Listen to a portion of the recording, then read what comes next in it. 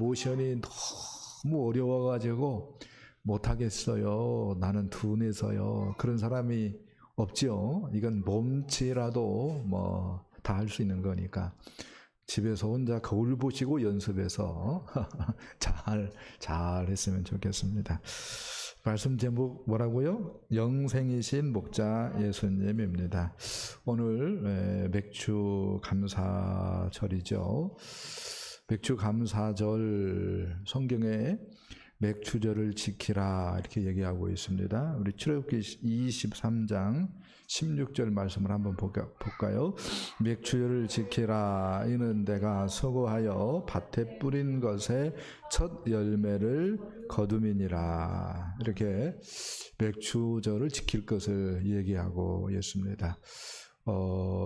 절기는요, 유대교에 있어서 구약에 있어서 절기는 3대 절기가 있다 이렇게 얘기할 수 있어요. 그 중에 이제 맥주절이 있는 것입니다. 절기 중에 절기는 이제 유월절이죠. 그 유월절의 의미는 우리가 잘 아는 대로 이스라엘 백성들이 애굽에서 종살이하고 있었는데 그 유월절 어린 양의 죽음을 통해서 그 종살이를 마치고 애굽에서 이제 빠져나올 수 있었던 것을 기념하는 절기다 이렇게 얘기할 수가 있겠습니다. 그리고 우리 입장에서 보면은 예수 그리스도의 그 십자가의 대속의 죽음으로 이 유월절이 성취되었다라고 얘기할 수 있습니다. 그러니까 우리 시대에 유월절을 지켜야 된다 이렇게 말을 하는 사람들이 있다면은 수상한 사람들이다, 이단들이다 이렇게 생각하면 맞습니다. 왜요? 예수님이 성취했기 때문에 우리하고는 관련이 없는 거예요. 무엇에 대한 예표였어요? 유월절이 예수 그리스도의 십자가의 죽으심을 예표하는 것이었습니다. 그 다음에 이제 맥주절인데요. 이 맥주절은 이제 유월절을 지키고 이스라엘 자손들이 들판에 나가요. 그래서 밀을 거두고 보리를 거둬요. 그 기간이 한 50일 가까이 되어집니다. 그리고 이제 유월절이 지나고 맥주절이 되었을 때에 50일째죠. 그러니까 그래서 오순절 이렇게 얘기도 하는데요. 오순절 맥주절이 되었을 때에 첫 수확물 거둬들이게 해서 너무나도 하나님 감사해요 해서 절기를 지키는 것, 이게 맥주절이었고 오순절이었습니다. 맥주절이라고 하는 말은 보리를 거둬들인 것을 기념하는 절기, 그런 말이죠. 오순절이라고 하는 말은 유월절로부터 50일 후에 맞이하는 날, 그런 의미에서 오순절 이렇게 얘기를 합니다.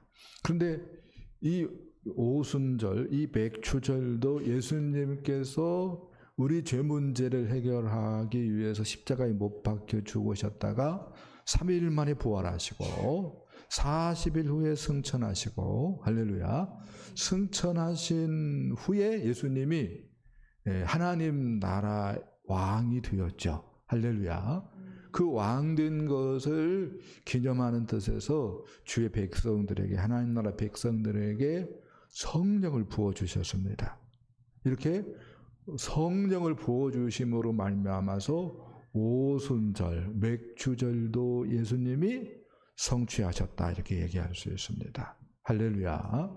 그래서 우리 시대 때도 또 절기를 지켜야 된다, 맥주절도 지켜야 된다, 구원 얻기 위해서, 이런 식으로 얘기하면은 율법주의자죠. 문제가 심각한 것입니다. 그 다음에 3대 절기 중에 뭐가 남았어요? 수장절이 남았습니다. 수장절. 이 수장절은 이스라엘 백성들이 어디에 와가지고? 가나안 땅에 와가지고 광야 40년간 하나님께서 우리를 어떻게 인도하셨는가를 생각하면서 하나님 앞에 감사하는 절기였다 이렇게 얘기할 수 있겠습니다. 그러니까 광야를 인도하신 하나님을 생각하면서 지킨 감사의 절기, 이게 수장절이다라고 얘기할 수 있습니다. 광야 인도하면 뭐가 생각나죠? 우리 요한복음 7장 했잖아요. 뭐가 생각나요? 반석에서 샘물이 나게 하셨어요, 하나님이. 우리들 입장에서 반석에서 샘물 나게 하는 것 안반수구만, 뭐 아무런 감동이 없어요.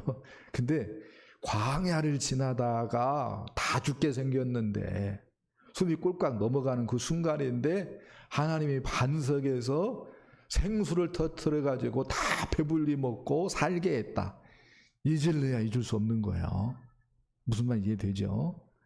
그 광야의 하나님을 생각하는 거예요. 또 한 부분은 낮에는 하나님께서 광야는 더우니까 구름 기둥이 되어 주시고 이스라엘 자손들을 인도할 때 밤에는 추우니까 뭐가 되어 주셔서요? 불기둥이 되어 주셔서 이스라엘 백성들을 인도했습니다. 그걸 기념하는 거야. 그래서 그 장막절, 초막절, 수장절 똑같은 말이에요. 그때에 예수님께서 나는 세상의 빛이다 이렇게 얘기를 한 이유가 초막절을 지키면서 광야에서 그 불기둥으로 인도하신 하나님을 이스라엘 자손들이 기념하니까 성전 앞에 횃불을 켜놓고 그런 것을 보면서 내가 진짜다, 이건 아무것도 아니다 하면서 내가 세상의 빛이다, 내가 생명의 빛이다 이렇게 외친 것입니다. 그래서 이 장막절, 수장절, 초막절도 다 예수께서 뭐 하셨어요? 성취하셨습니다. 절기를 지킨다라고 하는 것, 절기는요 안식이라고 달려요. 안식일은 그 날을 거룩히 지키는 거야. 한 날을 거룩히 지키는 것입니다. 근데 이것도 만만치 않죠. 뭐 목사님이 직장 생활 해보세요. 주일 한번 그 안 지키는 것, 그 예산일 것입니다. 목사님 이렇게 막 얘기하고 싶은 사람들이 제법 있을 거예요.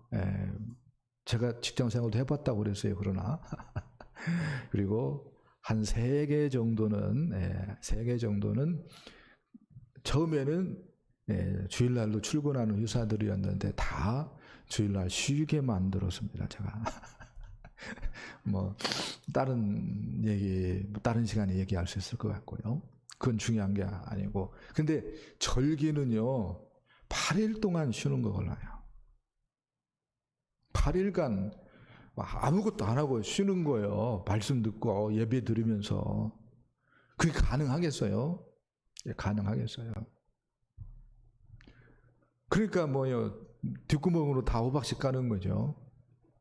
말로는 지키는데 뒷구멍으로 호박씨 다 까는 거죠. 그런데요, 우리가 예수를 품으면 7일이 아니고 8일이 아니고 일평생 다 하나님과 동행하고 하나님 기뻐하고 하나님께 때문에 행복하다고 고백하고 하나님 높이는 그러한 사람들이 되어지는 줄 믿습니다. 아멘. 왜요? 예수가 절기를 성취하신 분이기 때문에 우리가 예수를 붙들면 우리도 뭐예요? 율법이 요구하는 정도가 아니라 훨씬 더 능가해버린다고요. 할렐루야. 그런 은혜와 축복이 넘치기를 예수님의 이름으로 축복합니다. 이게 중요한 것은 우리가 감사하면서 사는 것입니다. 그래서 사도 바울이 데살로니가전서 5장에서 이렇게 얘기했어요. 우리 한번 다 같이 읽어봅시다. 시작. 항상 기뻐하라, 쉬지 말고 기도하라, 범사에 감사하라. 이것이 그리스도 예수 안에서 너희를 향하신 하나님의 뜻이니라. 18절 말씀 보니까 범사에 감사하라 이렇게 얘기하고 있습니다. 모든 일에 감사하라는 거죠. 이게 뭐지요? 절기의 근본 정신이다라고 얘기할 수가 있습니다. 그런데 정말로 우리가 예수 안에 있으면은 범사에 감사하는 정도뿐만이 아니라 항상 기뻐할 수 있고 항상 우리 주님 붙들 수 있고 그게 뭐죠? 쉬지 말고 기도하는 것이죠. 할렐루야. 그런 믿음의 삶을 살아가는 줄 믿습니다. 할렐루야. 이와 같은 저와 여러분 되어지기를 축복합니다. 자, 근데요, 오늘 말씀은 이제 성도에 대해서 말씀을 하고 있는 내용이 되어지겠습니다. 성도란 무엇인가 할 때에 성도는 영생을 가진 사람이다 이렇게 얘기를 해요. 자, 말씀을 봅시다. 오늘 본문입니다. 27절, 28절 상반절 말씀 봅시다. 시작. 내 양은 내 음성을 들으며 나는 그들을 알며 그들은 나를 따르느니라. 내가 그들에게 영생을 주노니. 아멘. 성도는 예수님께서 선한 목자의 양으로 비유될 수 있는 사람들이다라고 이야기를 해줍니다. 선한 목자가 즉 예수님이죠. 예수님이 양들에게 예수 믿는 성도들입니다. 할렐루야. 주시는 것이 있는데 뭐라고 얘기합니까? 영생이다. 주려고 하는 것이 있는데 영생이다 이렇게 얘기합니다. 그렇게 하기 위해서 예수님께서 죄 문제를 해결하시고자 십자가에 못 박혀 죽을 것을 얘기를 하는 거예요.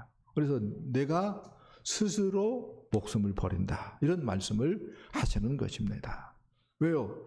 예수님의 그 생명밖에 죄 문제를 해결할 수 없기 때문입니다. 할렐루야. 그러면은 죄 문제가 해결되어지면은 모든 문제가 해결되어지는가 할 때 그렇지 않죠. 세상이 악한데, 그렇죠?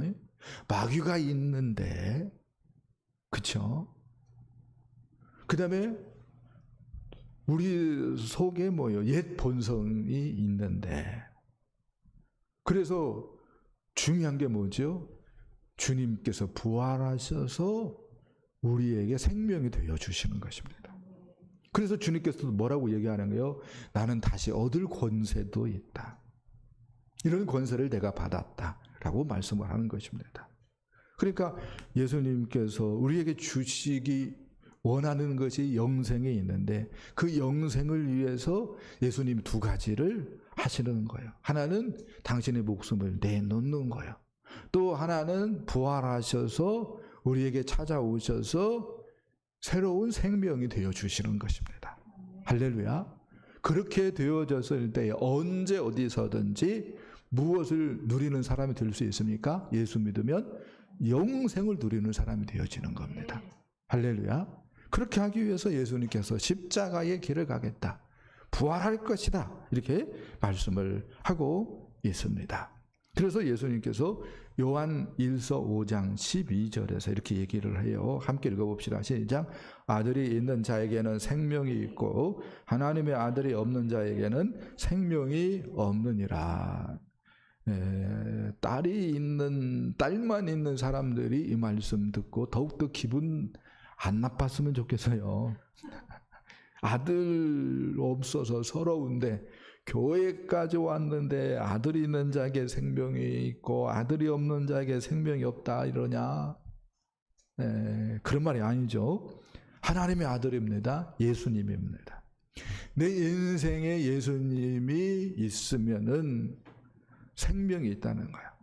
영생이 있다는 거야.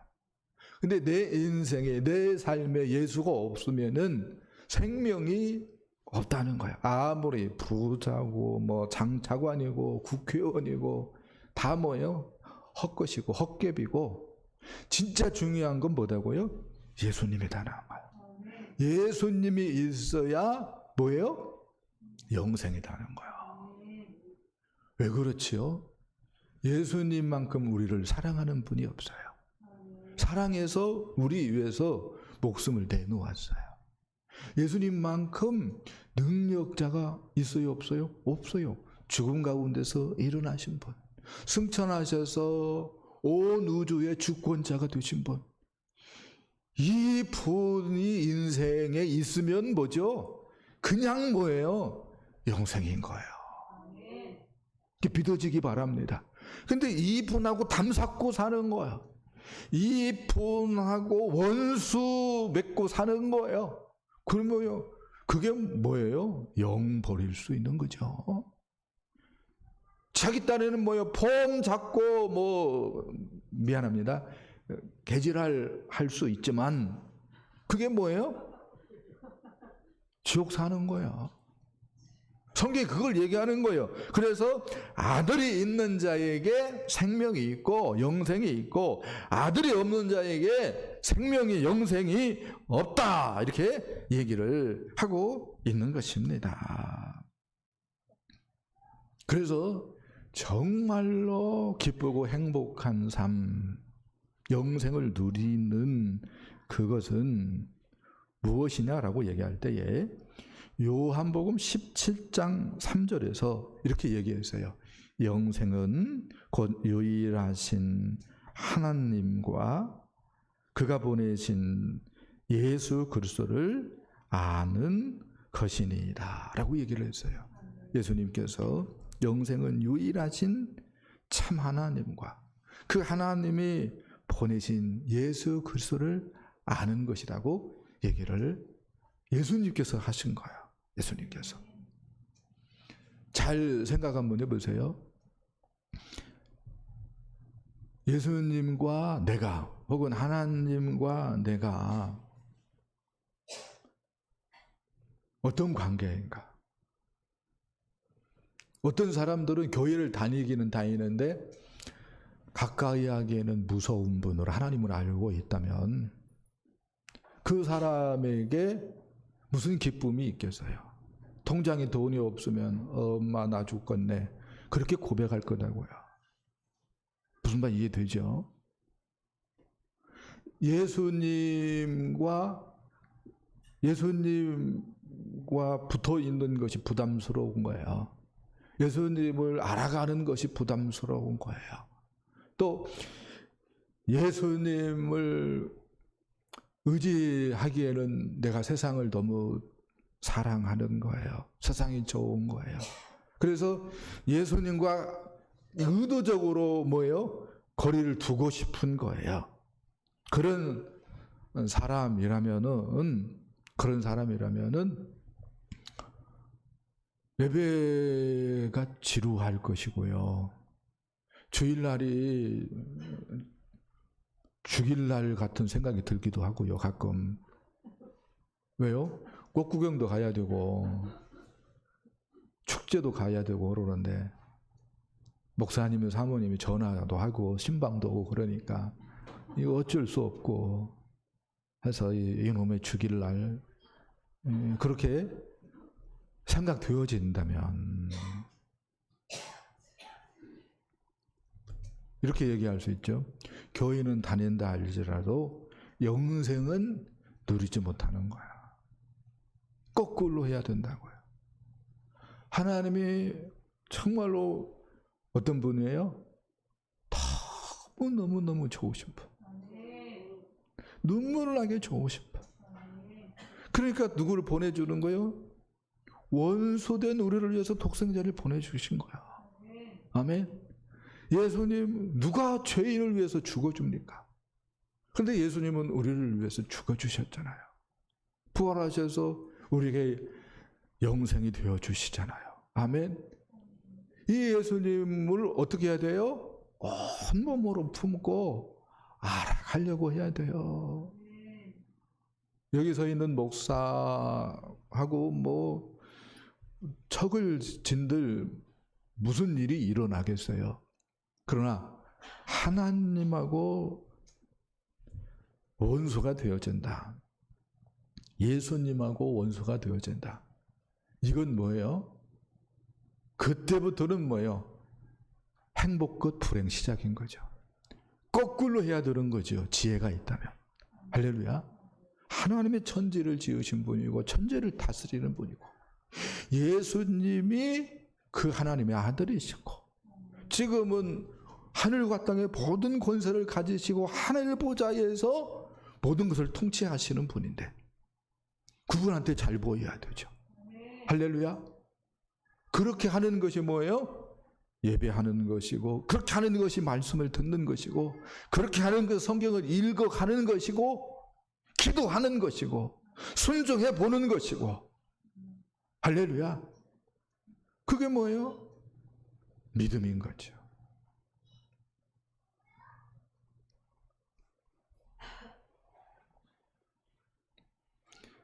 모르겠어요. 세상 사람들의 관점에서 보면은 예수님은 실패한 목수의 아들 정도로 이렇게 평가될 수도 있어요. 그러나 분명한 것은 예수를 인생에 모셔드려야 영생이 있는 것입니다. 네. 우리가 부자가 되는 것도 꿈꿀 수 있고요. 높은 권세자가 되는 것도 꿈꿀 수 있습니다. 유명한 사람이 되어지는 것도 꿈꿀 수 있습니다. 그러나 정말로 영혼의 관점에서 뭐가 중요한가를 생각해 봐야 됩니다. 내가 부자가 됐어요. 내가 유명한 사람이 되었어요. 내가 최고 권세자가 되었어요. 그런데 내일 죽는데 그럼 무슨 소용이 있어요? 죽으면 어디 가는데? 지옥인데. 무슨 소용이냐고. 그런 관점에서 예수가 가장 중요한 거예요. 예수하고 인격적인 관계를 맺고 예수님을 알아가는 것이 최고의 지혜고 최고의 기쁨이고 최고의 덕입니다. 할렐루야. 세상이 주는 것들이 제법 있을 수 있죠. 기쁨도 주고 우리를 유명하게 만들어 주기도 하고 부자가 되게 하기도 하고 힘도 갖게 하기도 하고. 근데 그 모든 것들은 어떤 관점에서는 유효기간이 끝났어요. 예수님이 십자가에 못 박혀 죽음으로 말미암아서 예수님이 우주보다 크신 분인데, 할렐루야. 세상이 예수께서 죽으심으로 말미암아 끝나버린 거야. 지금 믿는 것은 어떤 관점에서는 뿌리 뽑힌 나무와 같다. 헛개비죠. 그래서 사람들이 죽음 앞에서 뭐라고 얘기하는 거예요? 나 인생 헛살았네 라고 얘기하는 거예요. 그걸 생각을 해봐야 됩니다. 그래서 뭐가 최고의 지혜인가? 뭐가 정말로 기쁨인가? 뭡니까? 예수 그리스도를 아는 것입니다. 무엇입니까? 하나님을 아는 것입니다. 그분과 관계를 맺고 살아가는 것. 이게 최고의 지혜요. 최고의 기쁨인 줄 믿습니다. 할렐루야. 자, 두 번째, 성도란 누군가? 영생을 가진 사람들이 성도들인데, 성도는 영생을 보증받은 사람이기도 하다라고 예수님 가르쳐 줍니다. 28절, 29절 말씀 다시 한번 봅시다. 시작. 내가 그들에게 영생을 주느니 영원히 멸망하지 아니할 것이요 또 그들을 내 손에서 빼앗을 자가 없느니라. 그들을 주신 내 아버지는 만물보다 크심에 아무도 아버지 손에서 빼앗을 수 없느니라. 아멘. 이 말씀 보면은 이렇게 얘기를 하고 있어요. 내가 영생을 준다. 성도들입니다. 양들입니다. 그들에게 영생을 준다. 그러면은 영원히 멸망하지 않을 것이다. 또 이렇게 얘기합니다. 그들을 내 손에서 빼앗을 자가 없을 것이다. 그렇기 때문에 영생이 보증된 사람들 누굽니까? 예수 믿는 사람들입니다. 할렐루야. 또 이렇게 얘기합니다. 그들을 주신 내 아버지는 누가 예수님에게 양들을 주었습니까? 하나님 아버지죠. 하나님 아버지는 만물보다 크심에 아무도 아버지 손에서 성도들을, 양들을 빼앗을 수 없느니라 라고 얘기하고 있습니다. 네. 이 말을 오해를 안 했으면 좋겠어요. 이제 성도들은 예수 믿음으로 말미암아 세상을 살아가는데 꽃길만 걷는다 라고 하는 말씀이고만 이렇게 오해를 안 했으면 좋겠어요. 어떤 위험도 없을 것이다 라고 하는 말씀이 아닙니다. 오히려 주님의 손에서 빼앗으려고 하는 자가 있다라고 하는 말씀을 하고 있어요. 그런데 주님이 뺏겨요, 안 뺏겨요? 안 뺏겨요. 누가 주님의 손에서 예수 믿는 성도들을 뺏으려고 하겠습니까? 마귀 사탄 귀신이죠. 근데 마귀 사탄 귀신 후에 누가 있어요? 우리 주님이 있죠. 할렐루야. 우리 주님은 창조주고 마귀 사탄 귀신은 영적인 피조물이고, 그래서 등급이 같다 틀리다 비교 불가. 할렐루야. 하나님이고 뭐예요? 피조물이에요. 그래서 깨면 안 되는 거야. 그래서 뺏으려고 하지만 주님이 놓지 않는 이상 뭐예요? 뺏을 수 없는 존재들이 마귀 사탄 귀신입니다. 할렐루야. 그런데 예수님만 붙들고 있는 것이 아니라 누구도 붙들고 있어요? 하나님 아버지도 붙들고 있어요. 우리를. 할렐루야. 예수님도 우리를 붙들고 있지만 하나님 아버지도 우리를 붙들고 있어요. 그러니까 예수 믿는 성도들은 확실히 영생을 보증받은 줄 믿습니다. 할렐루야. 이것이 확실하기 때문에 바울 사도는 뭐라고 얘기를 합니까? 성령으로 보증해 주셨다라고 하는 말씀을 하기도 해요. 아무튼 이렇게 영생이 보증된 사람들이 누굽니까? 예수 믿는 사람들입니다. 이유는 뭐예요? 예수님이 붙들고 있기 때문입니다. 이유는 뭐예요? 하나님 아버지가 붙들고 있기 때문입니다. 이유는 뭐예요? 보증으로, 영생 받았다라고 하는 보증으로 성령님이 와 계시기 때문에 그렇습니다. 할렐루야. 그래서 영생을 보증받은 사람들이 누구예요? 예수 믿는 성도들입니다. 할렐루야. 아이가 길을 가고 있습니다. 그런데 엄마하고 아빠하고 같이 손을 잡고 가고 있습니다. 오른쪽에는 아빠가, 왼쪽에는 엄마가 아이의 손을 잡고 걸어갑니다. 물웅덩이가 나왔어요. 아이가 엄마 아빠의 손을 꽉 붙잡습니다. 왜요? 놓치면은 물웅덩이 빠질 수 있으니까. 그러니까 엄마 아빠가 아이 손을 꽉 붙잡고 그 물웅덩이를 그냥 건너가게 합니다. 근데요, 아이가 딴 생각을 합니다. 근데 아이 앞에 돌멩이가 있어요. 딴 생각을 하기 때문에 아이가 엄마 아빠의 손을 꽉 안 잡고 있었어요. 근데 엄마 아빠가 아이의 손을 꽉 양쪽에서 붙잡고 있었기 때문에 돌부리에 걸려 넘어질까요? 안 넘어질까요? 안 넘어집니다. 왜 이 얘기를 하죠? 하나님 아버지가, 예수님이 우리를 붙들고 있어요. 성령님이 우리에게 내주하고 있어요. 그래서 성도들은 영생을 보증받은 사람들입니다. 할렐루야. 자, 더욱더 놀라운 얘기를 하는데요.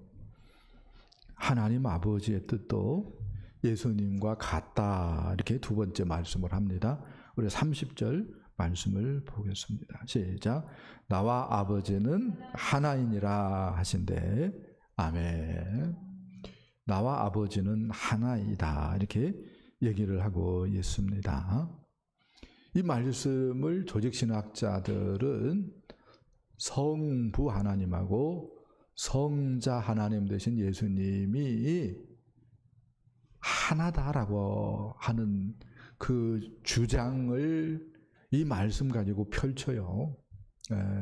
물론 삼위일체 하나님 되시니까 그렇게 얘기할 수 있어요. 그런데 오늘 나와 아버지는 하나이니라 이 말씀이 그런 맥락의 말씀인가 할 때에 그건 아닙니다. 그러면요, 목사님, 이렇게 얘기할 수 있어요. 써놨죠? 예수님과 아버지 하나님이 우리에게 영생을 주시고 우리를 뺏기지 않으려고 붙잡고 보장하시는 데 있어서 하나, 즉 같다라고 하는 뜻에서 한마음, 하나다라고 하는 뜻입니다. 이해되셨죠?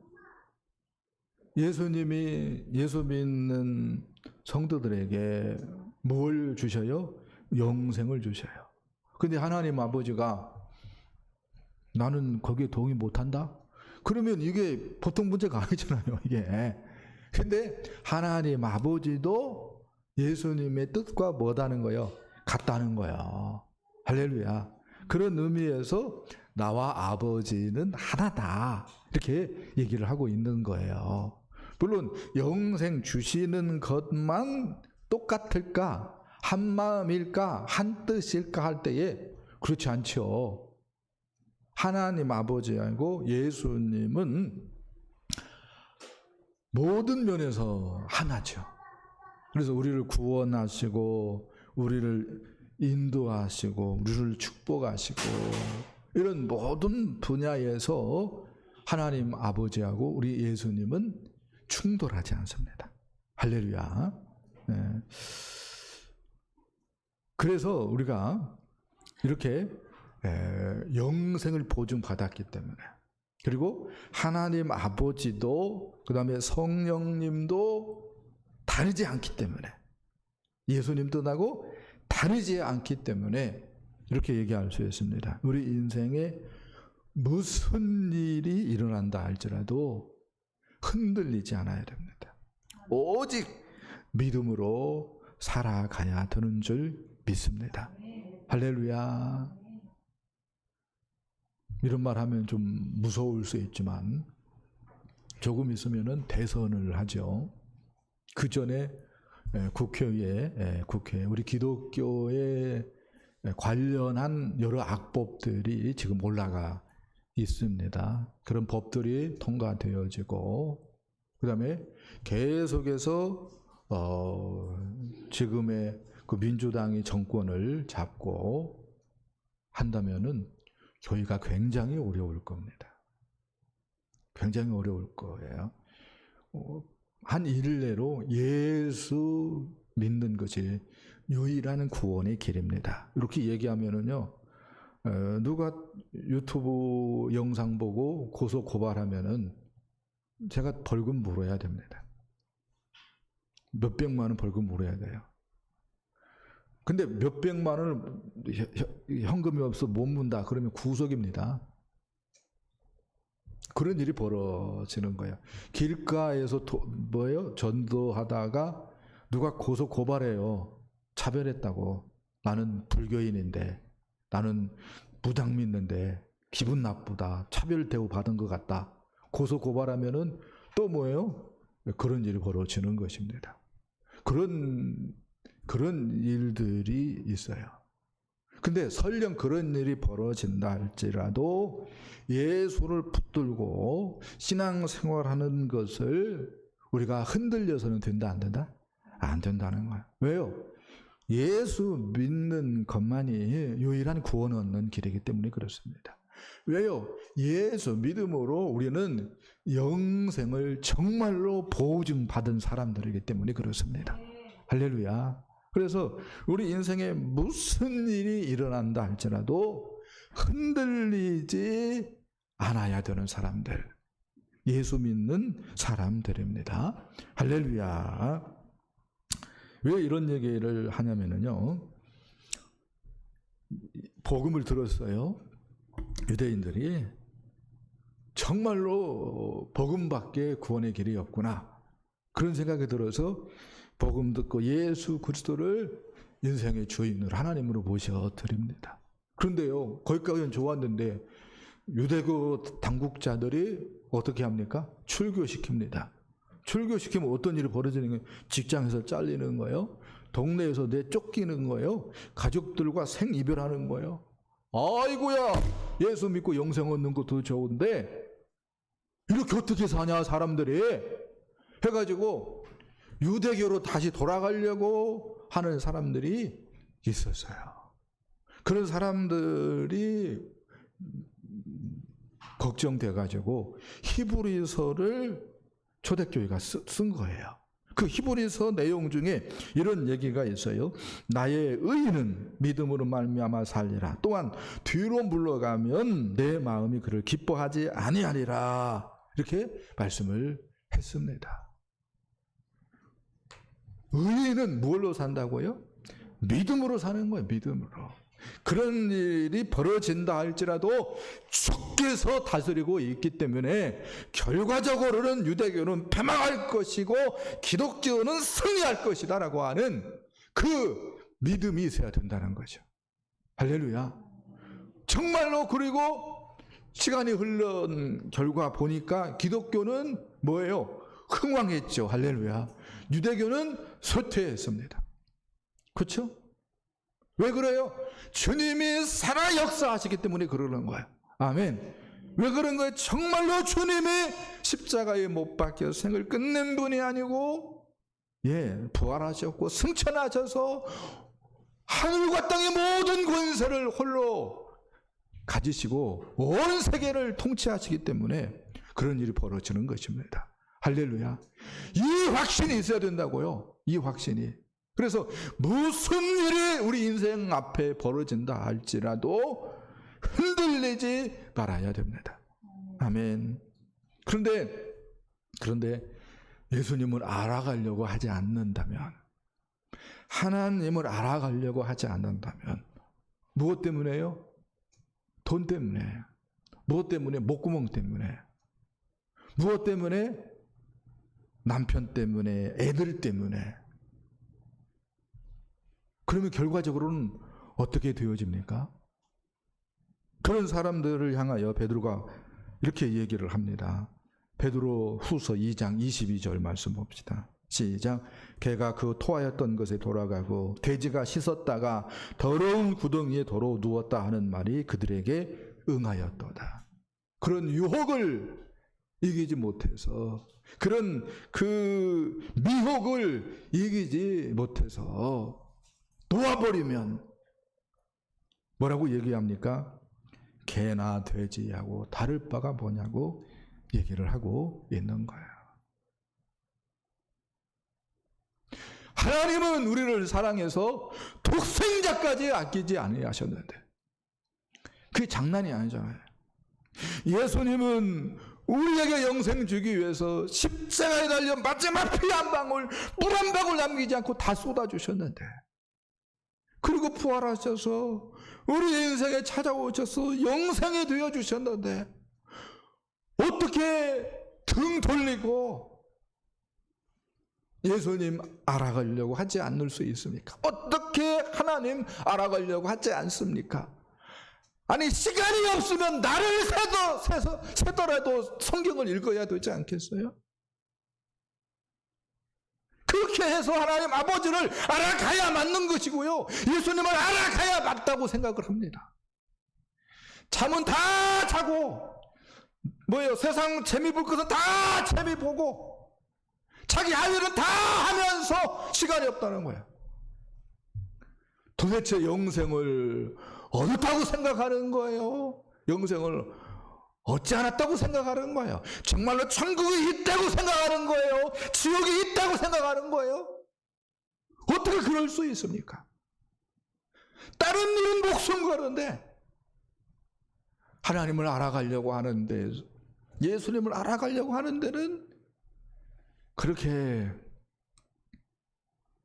처진하는 것은, 그건 사람이 많이 올시다가 맞을 거예요. 그러면 안 되는 거죠. 그런데요, 유대인들 얘기를 하는데요, 유대인들은 영생에 합당치 않은 자로, 영생 얻기에 합당치 않은 자로 자처하고 나섰다고 얘기를 하고 있습니다. 31절 말씀 봅시다. 시작. 유대인들이 다시 돌을 들어 치려 하거늘. 유대인들이 예수님에게 돌을 들어서 예수님을 치려고 하였다고 얘기를 하고 있습니다. 예수님이 누군데? 하나님이십니다. 그래서 예수님께서 유대인들의 부당함을 얘기를 하죠. 내가 아버지로 말미암아 여러 가지 선한 일로 너희에게 보였거늘 그 중에 어떤 일로 나를 돌로 치려 하느냐, 이렇게 얘기를 하죠. 그러니까 유대인들이 뭐라고 얘기를 합니까? 네가 사람이 되어가지고 어떻게 하나님하고 같다고 얘기할 수 있냐? 그거 신성모독이다 라고 얘기를 합니다. 그러니까 예수님께서 이렇게 얘기를 해요. 너희 율법에 기록된 바 내가 너희를 신이라 하였노라 하지 아니하였느냐. 성경은 폐하지 못하나니 하나님의 말씀을 받은 사람들을 신이라 하였거든. 하물며 아버지께서 거룩하게 하사 세상에 보내신 자가 나는 하나님의 아들이라 하는 것으로 너희가 어찌 신성모독이라 하느냐라고 말씀을 합니다. 이 말을 오해를 안 했으면 좋겠어요. 예수님이 구약을 인용해서 너희를 신이라 이렇게 이야기했다. 요 부분 딱 한 구절 붙잡고 예수 믿으면 신이 된다, 이렇게 주장을 하는 사람이 있어요. 그런 사람을 뭐라고 얘기해요? 이단, 이렇게 얘기합니다. 그런 이단이 있다니까. 예수 믿으면 신이 되는 것이 아니에요. 신은 하나님 아버지, 그 다음에 성자 하나님 되신 예수님, 그 다음에 성령 하나님, 요 삼위밖에 없고, 할렐루야. 우리는 하나님 나라 백성이고 하나님의 자녀들이지 신이 안 돼. 우리는 그냥 사람이요, 영생 얻은 사람이요. 할렐루야. 네. 그러면은 예수님이 왜 이 말씀을 했습니까? 라고 얘기할 때에 시편 82편 6절 말씀을 예수님께서 인용한 건데요. 그 재판장들, 제사장들에게 하는 말입니다. 시편 82편이. 그러니까 어떤 말이냐면은 나를 대신하는 사람들이다라고 하는 말입니다. 나를 대신해서 너희가 재판한다. 나를 대신해서 하나님의 말씀을 가르친다. 그런 뜻에서 그 하나님께서 나를 대신하는 그러한 사람들이다라고 하는 의미로 너희는 신이다, 이렇게 얘기를 하고 있는 거예요. 그러니까 이 말은 신인 거예요, 사람이다라고 하는 말이에요? 신이 아니다는 거죠. 사람이다라고 하는 말인 것입니다. 그런데 예수님은 좀 다르죠. 결과적으로 뭐가 신성모독이냐 이거예요. 뭐가 신성모독이냐. 예수님의 말이나 행동이 과연 하나님께 신성모독 행위냐, 신성모독의 발언이냐라고 하는 질문을 던져볼 때에 그렇지 않죠. 전혀 그렇지 않죠. 그럼에도 불구하고 이들은 예수님을 향하여 다시 돌을 들어 치려 하였습니다. 그렇게 함으로 영생 얻기에 합당치 않은 자로 자처하였다, 이렇게 얘기할 수가 있겠습니다. 예수님께 오는 것을 거절함으로 영생 얻기 합당치 않은 자로 자처하였습니다. 예수님께서 이렇게 얘기를 해요. 너희가 성경에서 영생을 얻는 줄 생각하고 성경을 연구하거니와 이 성경이 곧 내게 대하여 증언하는 것이라. 그러나 너희가 영생을 얻기 위하여 내게 오기를 원하지 아니하는도다. 요한복음 5장 40절 41절 말씀입니다. 예수님께 오지 않으면 어떻게 영생을 얻을 수 있습니까? 예수님이 영생인데 이게 유대인들만 해당되어지는 말이 아니다는 것 우리 다 알죠. 그 다음에 예수님을 돌을 들어 치려 하였습니다. 그래서 예수님이 어떻게 합니까? 십자가는 나중에 계획된 것인데 벌써 죽으면 안 되잖아요, 예수님이. 그래서 그들을 떠나가죠. 그리고 어디에 갑니까, 예수님이? 40절부터 42절 말씀 봅시다. 시작. 다시 요단강 저편 요한이 처음으로 세례 베풀던 곳에 가사 거기 거하시니 많은 사람이 왔다가 말하되 요한은 아무 표적도 행하지 아니하였으나 요한이 이 사람을 가리켜 말하는 것은 다 참이라 하더라. 그리하여 거기서 많은 사람이 예수를 믿으니라. 아멘. 요단강 저편, 그러니까 국경 넘은 거예요. 이방인들에게 갇은 거예요. 그곳에서 복음을 전하니까 유대인들은 거절했던 복음을, 하나님 나라 복음을, 거기에 있는 사람들은 세례 요한의 말도 들은 바가 있고 해서 예수님을 다 뭐예요? 영접하는 거예요. 할렐루야. 그렇게 함으로 유대인들을 이방인들이 대신하게 되어졌다라고 가르쳐주고 있습니다. 여기서 우리는 깨닫죠. 내가 유대인이냐 이방이냐 이게 중요한 게 아니죠. 영생에 있어서 중요한 건 뭐예요? 예수님을 받아들이는 것입니다. 예수님을 붙잡는 것입니다. 아멘. 아멘. 집에 뭐 금송아지가 있고 뭐 떡해 놓은 뭐 것이 있고 거기에 뭐예요? 마음 뺏길 것이 아니라 예수 그리스도를 알아가야 됩니다. 그분과 교제해야 돼요. 생각 한번 해보세요. 정직하게 질문 던져보세요. 나는 예수님을 안다고 얘기할 수 있다. 그런데 예수님도 나를 인정해 줄까? 그래, 너 성도야. 그래, 너 집사야. 그래, 너 권사야. 너 장로야. 너 예수 믿는 사람이야. 이렇게 예수님도 인정해 줄까? 스스로 질문 던져봐야 됩니다. 만일 그렇지 못하다면은 위험천만한 거예요. 어떻게 해야 돼요? 없는 시간이라도 시간 내서 예수님 알아가야 돼요. 예수님과 관계를 맺어야 됩니다. 수박 거달기식으로 신앙생활하면 안 되는 거예요. 한 얘기를 하기 원합니다. 8세기경 서부 유럽 기독교 국가를 전부 통틀어서 통일 국가를 이룬 위대한 황제가 있습니다. 사르마뉴 대제 이렇게 얘기할 수가 있는데요. 이 사람의 묘지가 발견되어졌습니다. 그리고 그것이 기사화 되어졌는데요.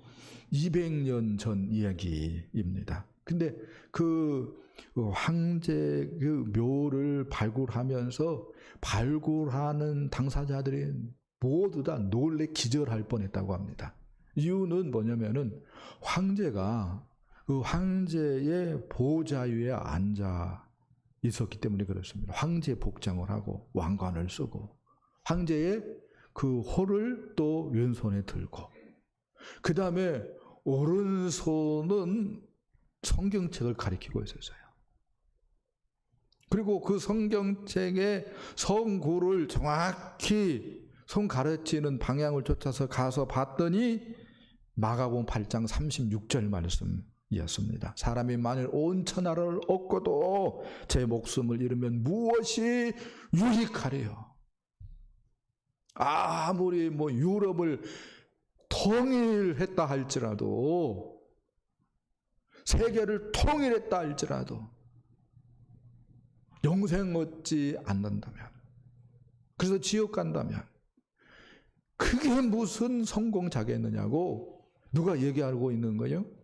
사르마뉴 대제가 얘기하고 있는 거죠. 근데 그 말씀이 누구 말씀이에요? 우리 주님의 말씀입니다.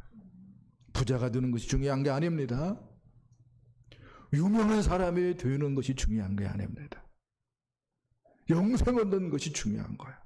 그리고 그 영생은 예수밖에 없습니다. 정말로 예수님이 나를 인정할까를 체크해야 됩니다.